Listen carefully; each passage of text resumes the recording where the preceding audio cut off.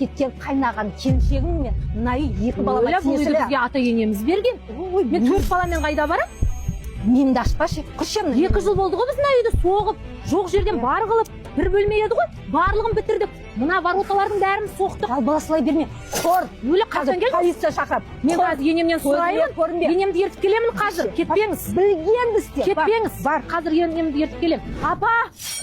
Апа, үйге бір әйел келді. Танымаймын. Үйден шық дейді. 4 баламен қайда барам? Жомарт та жоқ үйде. Білмеймін, апа, білмеймін. Танымаймын ғой ол кісіні. Апа, жүрші. Жүрші, апа, сөйлесейікші. Ой, не дейді тоба? Әй, Айнұр, сен білсің? Я мама келдім. Мына үй менің 2 баламдікі.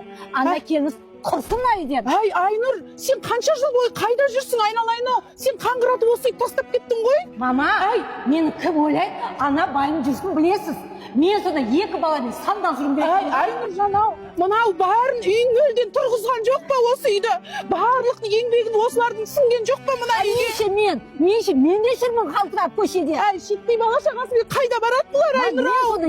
Мен соны не Әй, істеймін? жаным, басылшы, саған пенсиямнан ақ беріп тұрайын, басылшы жаным. И мен атында, у меня все законно, ничего не знаю. Құрсын, өзіме көрінбесін, құрсын. Әй, енді маған не дейсіңдер енді маған?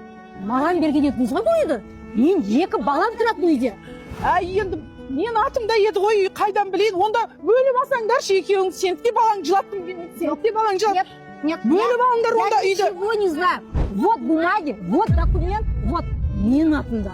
Документ бар, никакой 2 бөліп, соттасам мен. Ой, Айнұр, тоқташы айналайын, Айнұр, тоқташы. Апа,